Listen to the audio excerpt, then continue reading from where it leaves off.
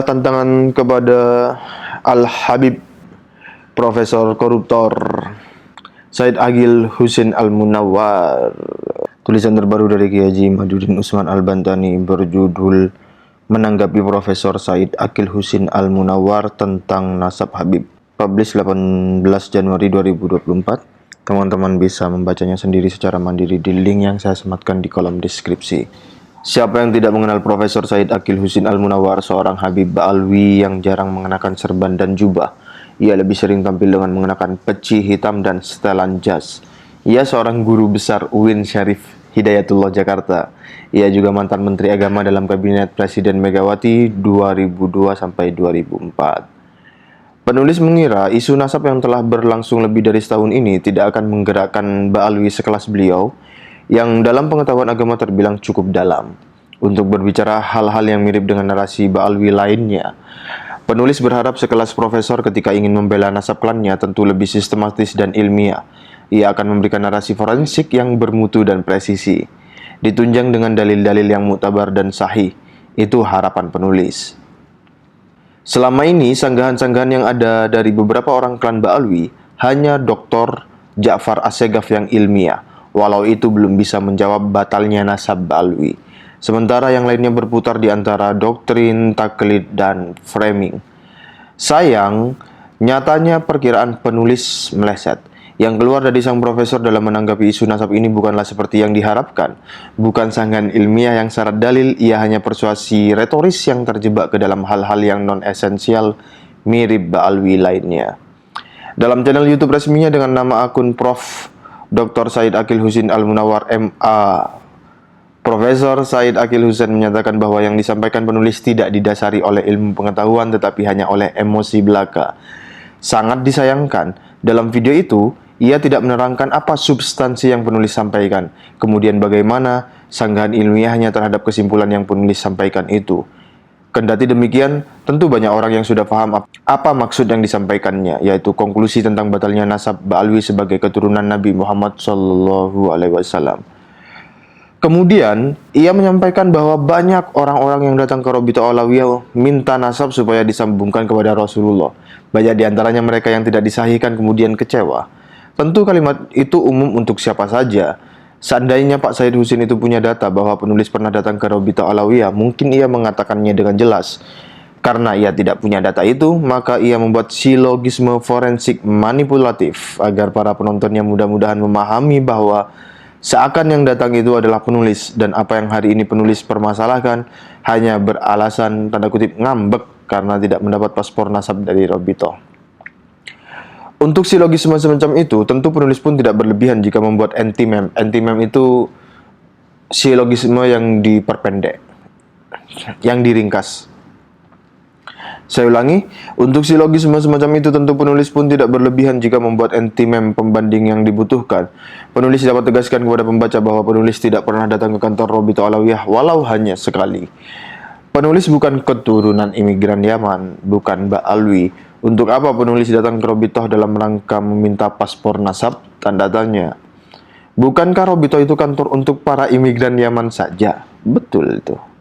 Apa perlunya seorang keturunan asli Banten seperti penulis datang ke kantor Robitoh? Tanda tanya. Penulis kira penegasan demikian itu cukup untuk menjawab framing narasi silogisme forensik manipulatif dari sang profesor, dan bahwa kajian penulis tentang batalnya nasab Ba'alwi sebagai keturunan Nabi bukanlah karena kecewa nasab penulis tidak disambungkan ke nasab Yaman, tetapi ia betul-betul sebuah kajian ilmiah saja. Lalu sang profesor pun menyampaikan sesuatu yang lumayan ilmiah tentang sanad hadis yang kemudian ia bandingkan dengan nasab. Tampaknya jikapun ia akan berhujjah dalam sebuah diskusi terbuka, maka hujahnya itu akan terkait dengan yang disampaikannya dalam video tersebut, yaitu bahwa hadis yang ditulis dalam kitab itu baru ada setelah ratusan tahun setelah wafatnya Nabi. Kemudian hadis itu kita yakini sebagai ucapan Nabi hanya berdasar sanad, dalam kurung urutan orang-orang yang memindahkan berita dari satu generasi ke generasi berikutnya, tidak berdasarkan kitab setiap masa. Seakan sang profesor ingin mengatakan bahwa seyogyanya nasab pun demikian.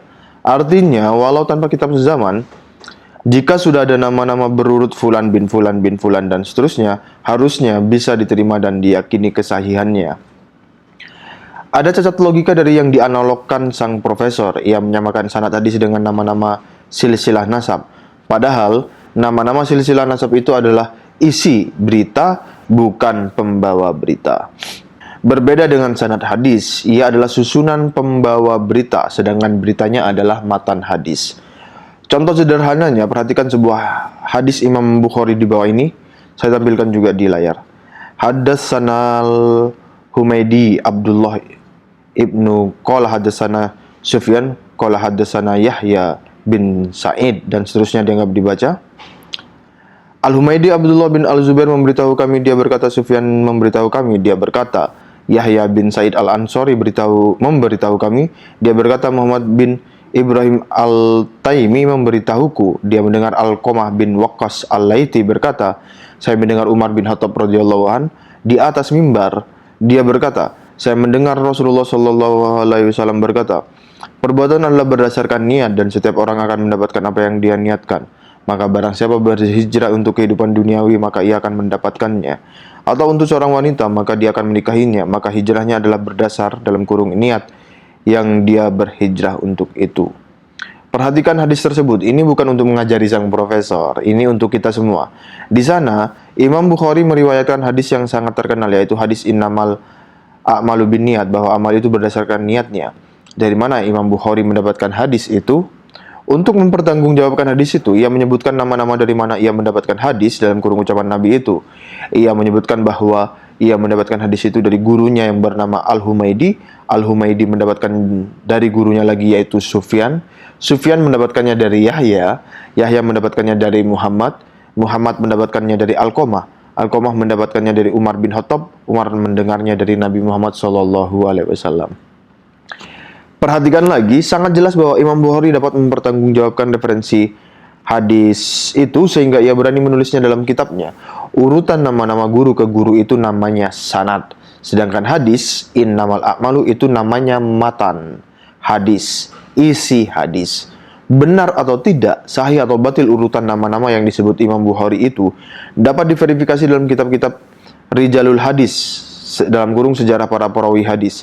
Misal, benarkah Imam Bukhari berguru kepada Al-Humaydi? Benarkah ia pernah bertemu? Apakah ia pernah tinggal dalam satu kota yang sama? Itu bisa ditelusuri dalam kitab-kitab Rijalul Hadis tersebut. Nah, setelah kita memahami hadis bagaimana ia bisa dipertanggungjawabkan secara ilmiah, sekarang kita beralih kepada nasab. Misal, Ali bin Abu Bakar As-Sakron, wafat 895 Hijriah, menulis dalam kitabnya Al-Burqah bahwa susunan nasabnya adalah Ali bin Abu Bakar bin Abdurrahman bin Muhammad Maula Dawilah bin Ali Sohibud Dark bin Alwi Al-Gayyur bin Muhammad Faqih Muqaddam bin Ali Walidul Faqih bin Muhammad Sohib Mirbat bin Ali Khalil Ghazam bin Alwi bin Muhammad bin Alwi bin Ubaidillah bin Ahmad bin Isa. Perhatikan, susunan nasab silsilah itu ada dalam kitab Al-Burqah. Pembaca tentu sudah faham bahwa susunan nama-nama itu adalah matan, dalam kurung isi berita dari kitab Al-Burqah, bukan sanad berita. Isi beritanya bahwa Ali As-Sakron yang hidup di abad 9 itu mempunyai silsilah nasab sesuai dengan nama-nama tersebut. Lalu, ia mendapatkan isi berita itu dari mana? Tanda tanya. Padahal nama-nama itu sebagian ada di abad ke-8, sebagian lagi di abad ke-7, sebagian lagi di abad ke-6, sebagian lagi di abad ke-5, sebagian lagi di abad ke-4. Harus ada sanad. Mana sanadnya? Tidak ada. Jikapun ada sanad, misal ia menyebutkan bahwa berita itu ia terima dari si fulan, dari si fulan, dari si fulan, dan seterusnya, kita akan dapat menilai bahkan memvonis apakah sanad yang disebutkannya itu sahih atau tidak. Dengan apa? Dengan kitab-kitab nasab dan sejarah. Apakah setiap pengakuan perawi itu sesuai dengan kitab-kitab di setiap masa atau tidak? Susunan nasab alwi seperti di atas itu palsu. Ia tertolak saksi-saksi yang kokoh di setiap masa, yaitu kitab-kitab nasab yang ditulis para ulama untuk menjaga kemurnian nasab cucu Rasulullah. Kitab nasab dan sejarah dari abad 4-9 Hijriah menyebutkan bahwa Ahmad bin Isa tidak pernah hijrah ke Yaman, dan Ahmad bin Isa tidak punya anak bernama Ubaidillah. Pernyataan sebaliknya baru muncul di abad 9. Sekali lagi, apakah sang profesor punya dalil untuk membantahnya? Mari kita diskusikan. Penulis berharap bagi yang mengenal sang profesor untuk menyampaikan kepadanya bahwa sangat terhormat sekali jika ia berkenan untuk berdiskusi dengan penulis tentang masalah ini. Tentu akan berdiskusi penuh ilmu dan bermartabat, mengingat segala capaian pendidikan formal sang profesor dalam pendidikan formal yang dapat difahami dari gelar-gelar yang terdapat di sebelum dan sesudah namanya. Penulis Kyai Haji Madudin Usman Al-Bantani. Jadi ini adalah tantangan kepada Al-Habib Profesor Koruptor Said Agil Husin Al-Munawwar. Serta di video Kiai Nur Ihya itu di menit 10 sampai 12 sekian itu ternyata Al-Habib Fahrur Roji Singo di sirkus itu sudah diajak diskusi oleh beliau, tetapi malah balasannya adalah membuat syair-syair yang menyatakan bahwa dirinya adalah singa dan orang lain adalah seperti anjing. Ya, begitulah. Sisa-sisa penjagaan harga diri yang rapuh, mudah pecah seperti kaca, dijaga bisanya ya cuma begitu. Terima kasih. Assalamualaikum warahmatullahi wabarakatuh.